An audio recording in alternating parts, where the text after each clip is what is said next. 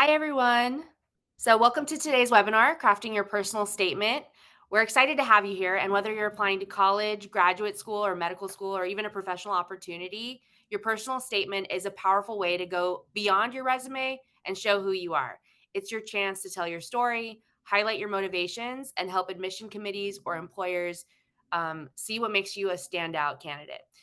So we know that your personal statements can feel very overwhelming. And how do you choose the right experiences to include? What should you leave out? And most importantly, how do you write something that feels authentic and compelling without just sounding like another generic essay?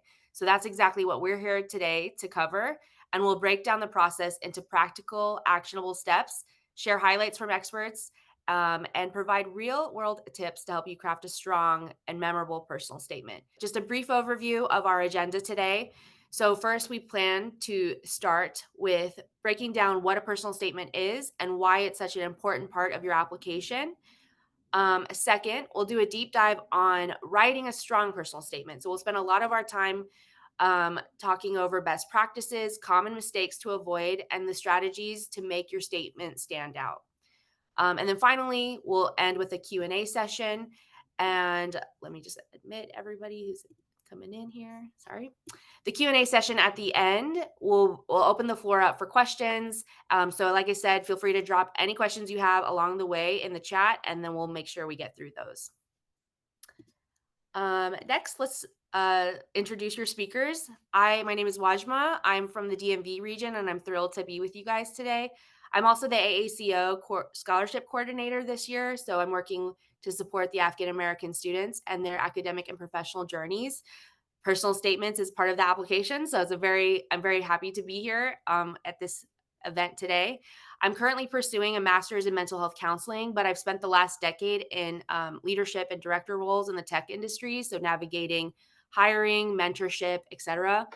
I have read a lot of personal statements, primarily for job applications. I've also hired a lot of people, so I know firsthand what makes these statements stand out, what gets skimmed over, and what leaves a lasting impact. So I know today's session will be very insightful and helpful, and I'm excited and looking forward to it. Next, we have Reeta. Reeta, she brings a wealth of experience to today's discussion. She is the AACO Academic and Professional Development Coordinator and a current MD MBA student. So she's balancing the worlds of medicine and business. She has been through the application process a lot, from scholarships to graduate programs to competitive internships. So she knows firsthand what it takes to craft a personal statement. And she's here today to share her insights, strategies, and lessons learned along the way. We're very lucky to have her. Hello, Reeta. Hi, everyone. We also have Dr. Reza Hessabi. We're very excited to introduce our main speaker here, someone who has not only been through this process himself, but has also guided countless students in crafting compelling personal statements. Dr. Hessabi is an emergency medicine physician and a dedicated Afghan-American mentor, committed to helping students navigate the challenges of higher education and career development. So beyond his work in medicine, he's also a former Kaplan MCAT instructor. I thought that was amazing. And a writing coach. We are among some very talented people today. And he has extensive experience reviewing and refining personal statements for medical school, graduate programs, and scholarships. So simply put, he's seen it all. He knows what makes an application stand out and what admission committees are really looking for, and how to craft a personal statement that leaves a lasting impact. We're very fortunate to have him here with us today and share his insights and expertise. So, hello, Dr. Reza. I don't know what shall we call you today? Just Reza, please. You have my patience. Thank you very much. That's a very generous introduction. I appreciate it. There are two incredible scholarship programs today, the Sophia and Sabrina Scholarship. We also have the AACO Scholarship, which is open to Afghan-American students. For eligibility, we get a lot of questions about this. So I just wanted to say, if you have any questions, feel free to reach out to me or directly to our website, aa-co.org. And with that, I will hand it over to Reeta to get us officially started. Hey, we are so excited to share this workshop with you all. Personal statement is your narrative. So mostly you want to say your story. You want to talk about your motivation, your growth, how you think and what drives you. I want to understand you beyond the professional words that are listed in a resume or your GPA that's on your transcript. I want to know why you did these things, how you did these things, and who you are. That's a really important question that we want to make sure is a focus of your writing.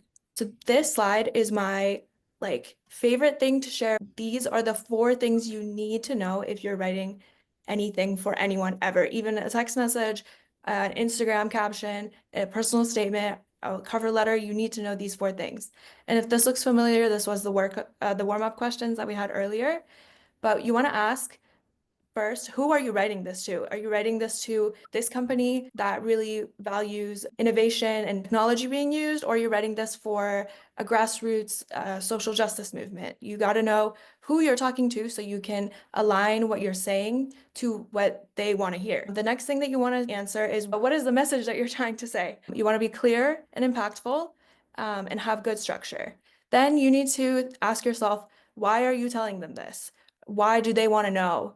And that's your purpose. You want to make sure that what you're writing is relevant. Lastly is your voice. So you want to be authentic. You want to showcase who you are and why your story matters. So you really need to focus on how you need to say your story. And if you get audience, message, purpose, and voice down for any kind of writing that you need to do, you will be an academic weapon. I'm going to hand it off to Dr. Hessabi to take us into our deep dive. Awesome. Thank you for that intro, Rita. I agree with everything that you said, and I'm not sure why you guys need me, because that was perfect. Cool. We'll go to the next slide. So, when I'm giving this talk, actually, when me and a person named Neela Yar, who is a DO, I forget where, made this talk originally, we had crafted it for like medical school personal statements.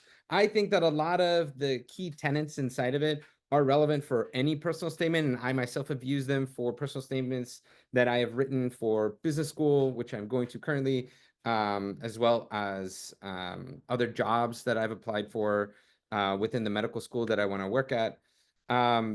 And so I think what I really want you guys to take away from this aren't like these key details about you should go volunteer at a hospital or you should shadow a doctor, right? Like I want you to take away from this the structure of personal statements that I want you to have, as well as the kinds of details that you should be incorporating. But also, ChatGPT exists. And I think that it's really important to acknowledge that the vast majority of the people who are going to be applying to the same jobs as you, to the same schools as you, are going to be playing on that playing field, right? They're going to be using ChatGPT or DeepSpeak or other, I don't know, Microsoft Copilot or Gemini. They're going to be using other LLMs to help them write their personal statements. And in that context, what I want you guys to use this talk for is to really proofread what the LLM spits back out at you, because you can easily put in what the requirements of the personal statement that the organization you're applying to has. You can put that into the GPT model, and then you can put in answers to the questions that the organization has for you into the LLM model, and it will spit out a one-pager for you.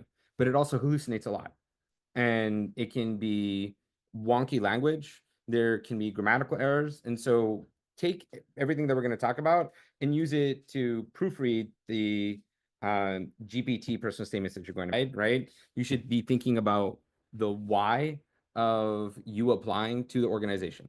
An example of a bad why is, I just want the job, right? That may be true, but it's not something that employers, it's not something that schools want to hear, right? They want to feel like they are the special child in your heart, that you see no one else but them. And while they know that you are applying to other places, they want to feel loved by you, right? And so your why should incorporate both who you are and what you stand for, but also the things that that organization or that school stands for, right? And one of the tricks to having a good personal statement is figuring out a way that your brand, which is the who you are and what you stand for, how your brand marries with the organization's brand. Does that make sense? Cool. I don't see any of your faces, so it doesn't matter. We're gonna move on anyways. All right, so how to answer why, right? Something that I had to develop as a skill was keeping a CV or a resume on my computer that I consistently update. And it actually kind of became a problem recently that I hadn't updated it in like 6 months. And so I was like going through my calendar, looking for the exact date that I did this thing. And then, oh, shoot, I remember I did this other thing, but am I forgetting about another thing that I did? And instead of doing that, right, you should have what's called like a living resume. I should change that to a living CV, right? Your curriculum vitae is the 6, 10, 20, 30-page document that has your accomplishments, your awards, the things you've done, the jobs you've been through, the education that you have, all listed out, right? Hobbies, volunteering, things like that, professional organizations or societies that you're a part of.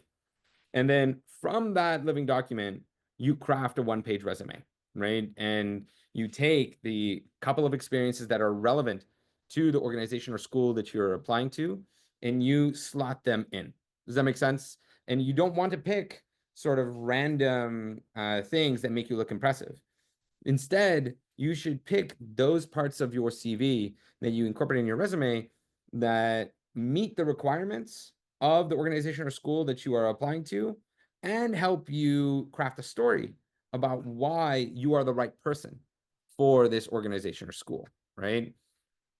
And your personal statement, so the CV, the resume is the telling part, right? You're just listing out, I did XYZ for this many years. Let me explain my role in 3 to 4 sentences. That's it. Obviously, 2 to 3 sentences. And that's it, right? The personal statement is what helps you craft a story out of those facts, right? A lot of the time, people think that personal statements should just be a list of things that you did and you explaining those things that you did. Instead of listing the thing and then explaining it, what you should do is list the thing and talk about how that fits with the mission of the organization or school that you're a part of, right? And so one other thing that you can add to that living document are a few stories from your time in that organization or doing that hobby or in that professional society or when you were in school, a few stories. Maybe you won an award, right? Let's say it's a volunteering award from Orange County, and you just list that on your living document, right? Your living CV. Instead of just listing it, write down, in another period just underneath it, a story that you can attach to that award that you got, right? I see David. What's up, David? Nice to see you, man. So you can do that, right? And in that way, you have ready-made like sentences. You don't even have to write that much. You just copy paste from your living document, from your living CV. Cool. And we can move on to the next slide. All right. In crafting your why and trying to figure out how your brand can sort of vibe with the brand of the organization or school that you're applying to, I think you should really ask yourself these questions. And sometimes it helps to write them out for yourself, because then you're kind of doing half the work of writing them into your personal statement. So why am I applying? What motivates you to pursue that opportunity? What makes you unique, right? And it's not really so much the accomplishments that you've had or the education you have that makes you unique. I can tell you for a fact that, especially in this hiring environment where so many white collar workers, people who are going to professional schools, people who are pursuing higher education, are competing in a pool of hundreds to thousands of people. There are going to be people with a similar degree to you, a similar GPA to you, a similar amount of work experience to you, right? The thing that makes you unique are the experiences that you had in school or in that organization that you were in previously or in the professional society that you were in previously. And so that's why I think it's really important to sort of write out those experiences in your living document, in your living CV, so that you don't have to strain too much to remember them. And like I said, you can just copy paste them and sort of reduce the amount of work you have to do for your personal statement. Always think about your long-term goals, right? You want to be, people really like to see folks who are future thinkers, right? People really want to know when they're hiring you that my investment is going to pay off, right? That I'm going to get a return on that investment. I'm going to have a high ROI. What have you learned along the way is really important, and what impact you want to make is also sort of speaks to that future thinking, right? And that sort of broader sense of what your ambitions are that you want to communicate to the school organization that you are trying to join, right? We can move forward. Trying to speed through this as much as possible so we can just answer questions. All right, cool. So, some things that you can identify. Obviously, this is very much geared towards medical school, right? But sort of slot in whatever experiences that you may or may not have that are different, right, from someone who pursued medicine, right? So, if you volunteered as a marathon pacer, right, you can talk about this is what I did, right? I ran alongside a marathon runner, I carried water supplies. If you did EMT, you can talk about like the rote details of being a first responder. And if someone doesn't know what an EMT is, that happens sometimes. You can talk about I stabilized and transported patients to the emergency department, right? And as you can see, when you're identifying these core experiences, you're not just identifying the title, you're identifying what exactly it was that you did. Because sometimes some people have really unique things that they did that aren't easily translatable from your experience to the person who's hiring you, right? We can move forward one. The way in which you weave these together sort of depends on what you are applying to. So in the medical context, right? In medicine as a doctor, having an EMT experience means that I have seen people in need and I can establish a personal connection with them. That's really important to people who are on these admissions committees. They want to see that you're not just a robot, that you have a human touch to you. And okay, great. You want to see that? Well, I was an EMT. I learned how to have that human touch there. When you were a tutor or a summer camp counselor, you really learned how to look at the person who is you're mentoring or that you're tutoring and figure out what their goals are, right? That's translatable to the clinic when I'm speaking to a patient and I'm trying to figure out what are your blood pressure goals? Do you want to lose weight? I can help you, right? And you can sort of see how I'm taking the title and I'm not talking about uh, I stabilize patients, right? I took them to the ER. Instead, I'm talking about the things that I know that the medical school cares about, which is connecting with patients, human touch, being able to teach. And I'm using my EMT experience to communicate those values, those goals. And in that one or two sentences, you've built your brand. I was an EMT as a undergraduate student, and you're marrying that brand with the brand of the place that you're applying to. In this case, medical schools, and their brand is all about human touch and teaching. You guys are following me so far. Good. At any point in time, if you want to put questions into the chat, I can sort of like keep those questions in the back of my mind and answer them after I get through this as speedily as possible. We can move on to the next slide. We put in a few more examples here. The slide deck will be shared with everyone who's here, so you can see different industries. We have another healthcare one here. The next one is a business-focused example. After that, we have creative marketing and also a law and policy example. So you can see what Reza has just talked about in different contexts as well. Cool. And then I think one of the things that I have noticed when I was looking at both medical school applicants as well as applicants to residencies, is the whole like starting off with a quote thing, or honestly ending with a quote. I actually am a strong believer in using zero quotes. Um, if you are able to use a quote like beautifully and magnificently and change my mind, please send it to me. I want to see it. But I genuinely have not met an application that used a quote that didn't make me cringe and go, "Ooh, I don't think that means what you think it means," you know? And so I really encourage you that if you're trying to go for a strong hook, don't use a quote, right? Don't talk about Gandhi. Don't talk about Mother Teresa. Don't talk about Alexander the Great. Like, don't do that. Instead, be vulnerable. Not so vulnerable, not too vulnerable, but be vulnerable and share a little bit about who you are, right? If you're able to, I mean, we can read off this example here. As a child, I spent hours taking apart and rebuilding household electronics. I'm fascinated by how things work. That curiosity ultimately led me to pursue engineering. You kind of have created a brand right there for yourself.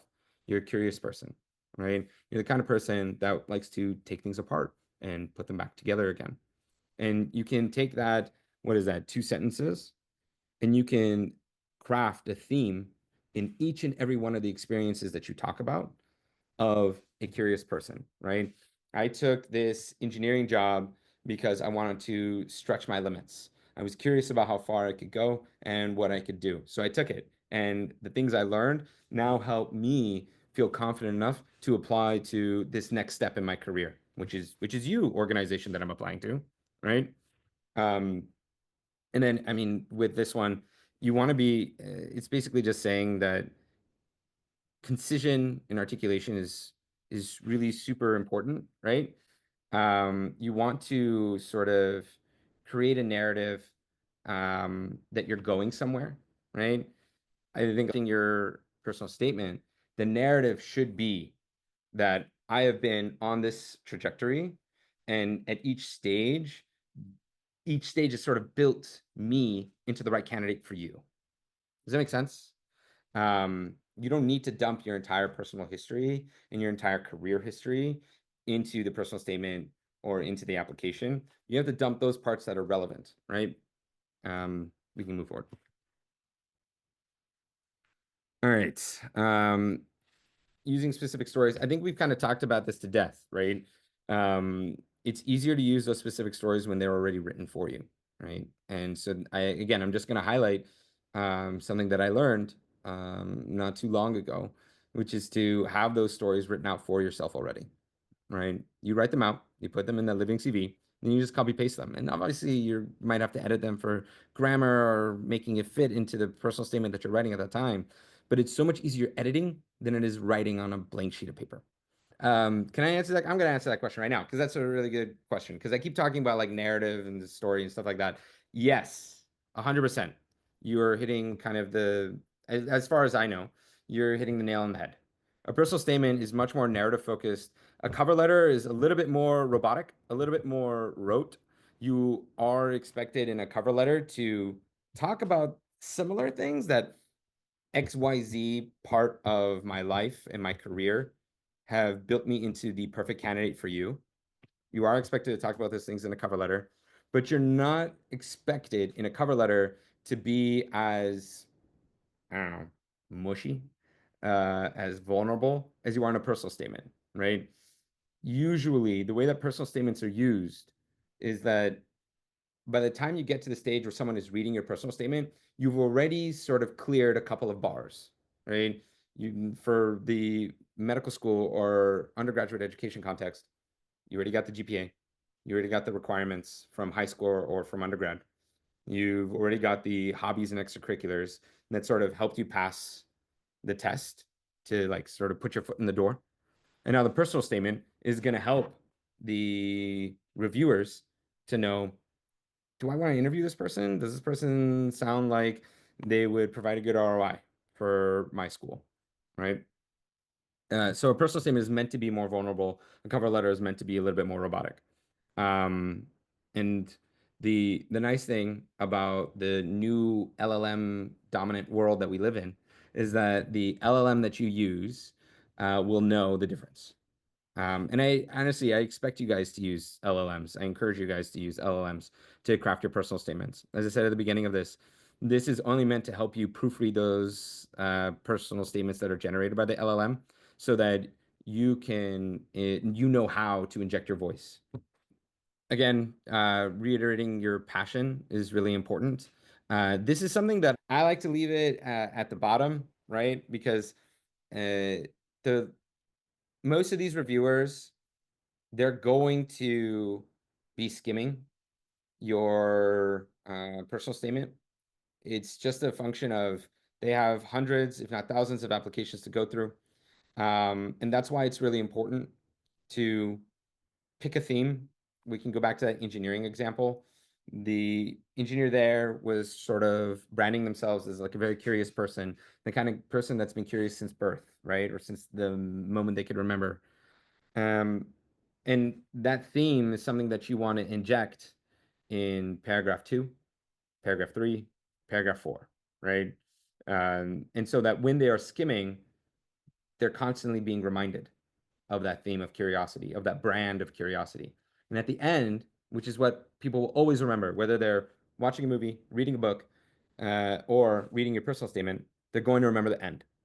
And so that end is where I would encourage you to inject that passion, to try to summarize my experiences in, we'll read this off, right? My experiences in public health, my commitment to underserved communities, that has made me the right person, the kind of person that would be a huge contribution or eager to contribute to the University of Afghanistan's research initiatives, right? Um, you really want to hit them with your passion at the end because that's the strongest punch you got, right? Um, cool. And so I want to tackle the lack of structure bit first. When I'm talking about structure, I think everybody here knows how to write an essay with a thesis, concrete detail, analysis. That's one paragraph. Another concrete detail, another analysis. That's another paragraph. I think everybody knows how to do that, right? When I say lack of structure, what I mean is the thing I was talking about earlier. Your theme is not represented in every paragraph. That's when you have a lack of structure. And that's when you lose the reader. That's when you lose the person who's honestly skimming your personal statement. And so, as much as you can, settle on a theme, settle on a brand, and inject that brand into every paragraph that you write. You don't need to do like every sentence of every paragraph, but every paragraph should have within it the theme of I'm a curious person, that's what made me an engineer, right? Or I'm the kind of person that runs into a fire, that's why I want to be a doctor. Or I'm the kind of person that loves minutiae and detail, that's why I want to be a lawyer, right? That brand that you have that is a big part of the physical structure of your personal statement that you're writing, right? Um, I think that too much fluff is one of the things that I always get frustrated on when I'm reading a personal statement. Frequently, people try to sound eloquent and articulate by using big words. And I can tell you 9 times out of 10, the longer the syllable of the word you use, that does not at all correlate to how erudite you sound, right? When you are succinct and when you are direct, that is when you sound most assured and most confident. And a lot of people respond to confidence. A lot of people who are reviewing and reading these personal statements respond to confidence. Um, And obviously, there's like a thin line between confidence and arrogance. And I can tell you what that thin line is. When you say, I am the best because I did XYZ, I am incredible because I went to Yale. I am the best applicant you will have because I got a 3.9 GPA at the University of Afghanistan. That is arrogance, right? Confidence is stating, I learned critical skills that are important to this job at I don't know, Yale University, right? I learned how to be more kind and considerate to patients on this EMT job, right? You're being direct and you're communicating something well when you're removing a lot of the fluff.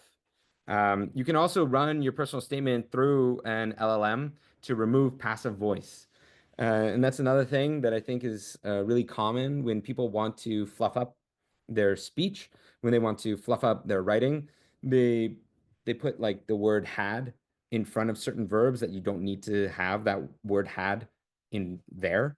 So if you want the last thing I really want to highlight here, because as I've been talking, hopefully you've been reading, um, is dismissing other careers. This is something that like happens a lot in medical school applications and residency applications is that they're talking about like I don't want to be a nurse, right? I don't want to be a P. I don't want to be an MP. And it's like, well, you can help people in those jobs too. Like those jobs have dignity. Those jobs are important. They have really critical roles. And 9 times out of 10, the reviewer will read something like that. They won't think well of you. If you are going to try to differentiate yourself and say, the reason why I want to be a lawyer instead of a paralegal is XYZ, you really should just focus on what is so great about being a lawyer, right? And that's why you don't want to be a paralegal, right? The doctor example is closest to home for me.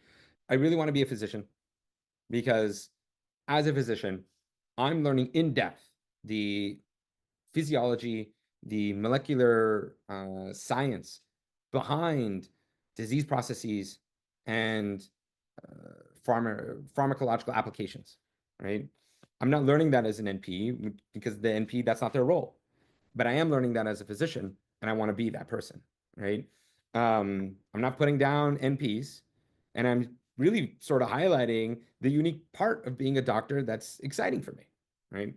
And you can do that with being a lawyer versus a paralegal, being a project manager versus a software engineer, etc. All right, and I've talked a lot. My throat is dry. If you have other questions, please put them in the chat. I'm gonna give it up to Reeta now. Okay, thank you so much, Reza. That was wonderful. Briefly wanted to touch on different fields. I know that not everyone here is in medicine or in business. We have a broad audience today, so I wanted to make sure we had something for everyone.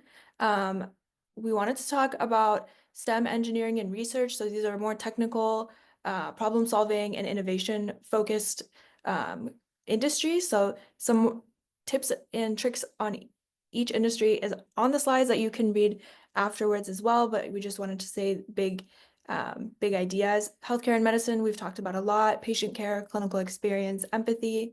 For business and finance, I know that leadership, analytical skill, profitability, and efficiency. I know Reza earlier said ROI, return on investment, like that you have to include if you've done a project that's helped with ROI.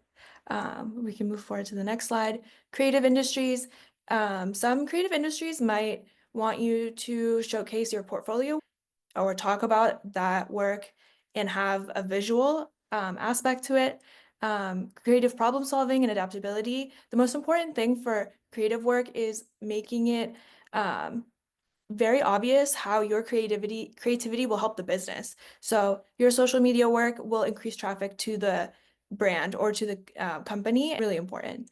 For scholarships, as you guys all know, our AACO scholarship is out and open right now for you to apply to. You want to focus on academics, leadership, and community impact. Connect how the scholarship will help with your financial need in getting you to your final goal or your future goals. And you want to include things that you've done that align with the organization's mission. As you can see, the things that scholarships look for really, we've been talking about it for the last hour. And then lastly, we wanted to talk about law and public policy, demonstrating strong writing skills, good arguments, and nice logic, and then including other analytical reasoning examples is important for law. And how do you know what stands out for your industry? Do your research. ChatGPT is there for you to do all of the work for you. You've got to do the big thinking, but ChatGPT will do all the labor, I think. You can look at job descriptions, school websites, scholarship criteria, see what things are repeated throughout their websites and their content that they put out.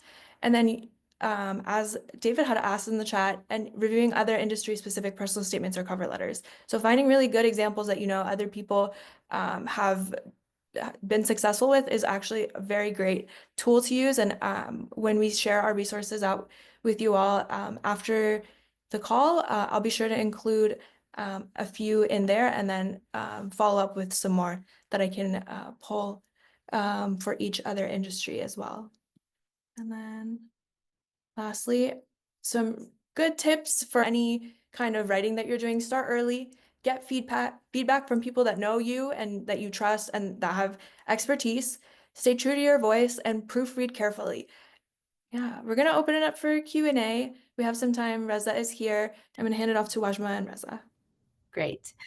Thank you both for all of this information. We got a lot of questions in the registration survey. So I'm going to go ahead and start from the top there for you both, and I can chime in as well. But The first question that came up was, how can I incorporate experiences like volunteering, research, or clinical work without just listing them? Reza, do you want to take a stab at that one? Yeah, I mean, we kind of talked about it when we were going through the presentation. Hopefully that answered your question. I'll give you like another example off the top of my head. Um, I was the volunteer coordinator for XYZ nonprofit for 2 years. Um, while there, I learned a lot about myself and gained a passion for the XYZ work that I did at that nonprofit. This, you know, aligns well with the work that ABC organization is doing. And that's why I want to work there, right? And so I didn't tell you a lot about what I did there. I didn't go into the specifics about who my boss was or why I stayed there for 2 years, right? I told you the specifics that are relevant to why you want to hire me, right? Which is I learned this and I think it aligns with you, right? One of the things that I always try to There's a method that I tend to use. It's called the STAR method. I don't know if you guys have heard of this. It's like situation, um, task, action, and result. So instead of saying something like, I worked with a client on this strategic project, you're going to describe this specific challenge. And it's like a mid sized tech company faced this issue. And then I collaborated with the leadership to do Y, implementing Z, and led to this measurable growth. These were all kind of things that Reza talked about, like the ROI, and Reeta mentioned as well. But basically, your point is that you want to illustrate the impact, demonstrating like both the problem solving approach that you had and then the tangible value that you delivered. So I know that like professionally, it's focused a lot on like the impact that you have and the skills that you honed along the way. And I like that method for me. It's kind of always helped. Reza, have you ever heard of that method before? Do you use it in the med world? The star method? No, I never heard of it, but I love learning about it. Thank you so much Yeah. for Yeah. that's pretty cool. Cool. There's another question here that it's kind of similar to what you were just talking about. So I apologize, it was a little redundant, but it is a more specific ask of like, how do I address weaknesses in my application, like a low GPA, gaps in my experience, et cetera, in my personal statement. As a person who graduated from undergrad with a low GPA, I can tell you that there's two ways to address it, right? You can talk about the reasons why you had that low GPA, and if they're legit reasons, right? My family member was in the hospital for most of my undergraduate career, or I had to support my family by working two part-time jobs and still going to school, etc. Then you should talk about it, right? And you should talk about it directly and openly. You don't have to give them every single detail, right? They're not owed that. Um, but you can and should tell them the legitimate reason why you had a low GPA. I did not have a legitimate reason. I just was bad at studying, right? I said yes to everything and I did too much shit. And so in order to address that, yeah, I talk about it, but I also have to show on my resume that I did better than that, right? And so for me, I went to like a post-bac master's program and showed that I'm not stupid. I can get a good GPA, right? I can study and put my head down, that kind of sort of that stuff, right? And I talked about that in the personal statement that I wrote for medical school, right? That I my brand is like I'm the kind of guy who gets back up after failure, right? And I'll keep getting back up, and I'll keep being persistent, and I'll keep being stubborn, and I'll keep working hard, right? And so um, that's one way you can put a positive spin on it.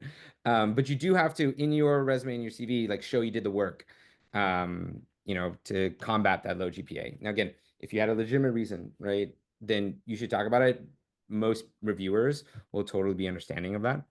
Um, but if you didn't have a legitimate reason like me, then you do have to put in the work to show that you can get a better GPA. Yeah, great. What is the ideal length for a personal statement and how do I keep it concise while still impactful? I can tell you that each industry and each position that you're applying for is going to have different requirements. So I have one long personal statement that I wrote for a specific med school, and I always take things in and out of, or I take things out of that and pare it down for shorter things. So I think that one's like 6 pages. If I need to turn in a 1 page personal statement, cover letter, things like that, I pull from there. And I think what Reza was saying earlier about writing your stories out, then you have all the puzzle pieces and you can make the puzzle however you need it to be. And making it concise is finding the things that you prioritize the most. So I have 2, 3 examples that I always include, and then I have like sub examples or things that I'm like second priority that they need to know. So it's sitting down with everything laid out in pieces, and figuring out what you want to prioritize and what fits your theme in that school or position the best. Great. So I know we talked about quotes earlier, but this question is about, should I include references to books, mentors, or historical figures in my personal statements? I think that if um for mentors, I think that's actually pretty important, right? If you have a specific mentor that was at one of the jobs or volunteering organizations or professional societies, or in school that taught one of your classes, if that person really affected you and sort of set you on the path that led you to this job, I think it's actually pretty important to talk about them, right? Um, you're not quoting them, that's super weird. You should talk about what they meant to you and how they led you to this moment, right? That you're applying. Um, I really don't think that you should quote a book or a movie, right? But instead of quoting it, I think you should talk about the ways in which it shaped you, right? So, right, you talk about that theme from the book, right? Foucault mandates that physicians get involved in politics. That's why I worked as a fellow in this medical society locally, or in Sacramento, or in DC, right? And you can fold it in that way, right? But directly quoting the book or a movie or whatever, again, is just going to be cringe. All right. There's the one in the chat. I know you guys are responding back directly in the chat too, which is great. But let's talk about it a little bit. Do you have any prompt engineering boilerplate that you found to be helpful that gets you 80% of the way there? Yeah, that. I think it's really important to like recognize that these LLMs have become sophisticated enough where they can read a PDF for you and they can read a Word doc for you. Often take these two things and make a one-page personal statement for me, and that will 100% get you 80% of the way there, even with the free version. Would we do the same and edit our statements a bit for each one in order to fit with that school's mission? So I responded, for med school, you write one big personal statement that goes to all of the schools that you check off on a checklist. And then after that, each school will send you a secondary application. I personally used the same essay if like Michigan and Georgetown had almost the same prompts. I used the same essays, but I did edit them and tailor them to specifically that school. But you can use like the same intro hook and examples and things like that, and just use it as like what that was really easy for me. I don't think that schools share across each other. Reza, is that true? Yeah, okay. All right. I hear a lot about showing and not telling in your personal statement. Do you have any strategies or advice for this? Yeah, yeah. The line between showing and not telling is so hard sometimes. I think that if you find yourself writing what you did in that job and not really writing how that job is important for the application that you're working on right now, then you're telling and you're not really showing, right? I think that I catch myself doing this all the time, right? And I have to like re-edit myself and sort of go back. Um, you have to edit and edit and edit. You really only figure out when you're showing versus telling in the editing room or in the editing process.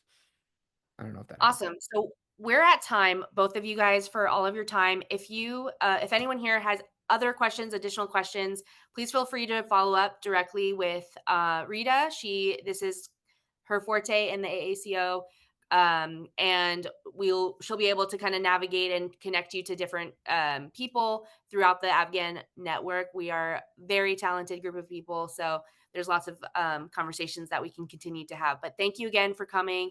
Thank you, Reza. Thank you, Rita, for sharing all of this wonderful information and giving people a great place to work, or information that they can start their personal statement. So thank you and have a great day, guys.